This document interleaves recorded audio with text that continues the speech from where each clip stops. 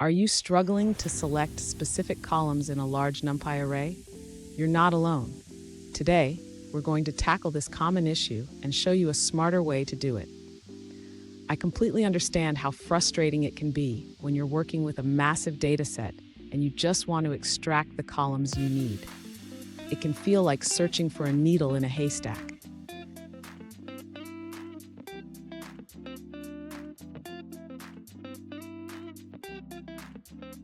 Here's the specific question we're addressing today. One user asked, how can I select specific columns in a 4000 by 60 NumPy array without using concatenation? If this sounds familiar, stick around as we explore the solution. So what's the issue here? The user is trying to select multiple non-contiguous columns using a syntax that doesn't work. Understanding how NumPy indexing works is key to solving this problem. And don't go anywhere.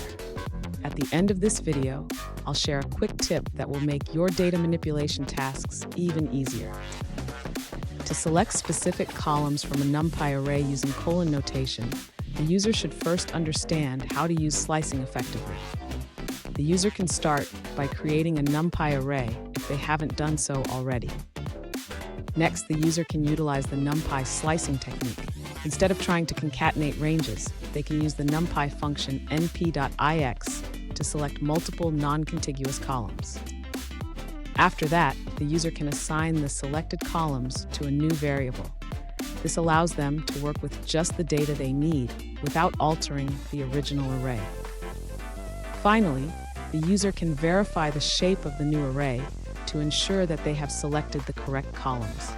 This can be done using the shape attribute.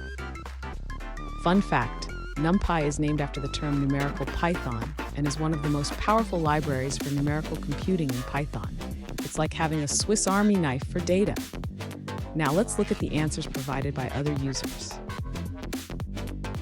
An alternative approach suggested by a user is to use the NumPy function np.r. This allows you to select specific columns from your NumPy array without needing to concatenate ranges manually. In a sample run, a user created a random 100 by 1000 array and successfully selected the specified columns, resulting in a shape of 100 by 45. Here's a quick tip. When working with large arrays, always check the shape of your array using the shape attribute. This will help you understand how to index it correctly. And there you have it. You can now select specific columns in your NumPy array with ease. If you found this video helpful, please hit the subscribe button for more tips, and remember to keep experimenting with your data.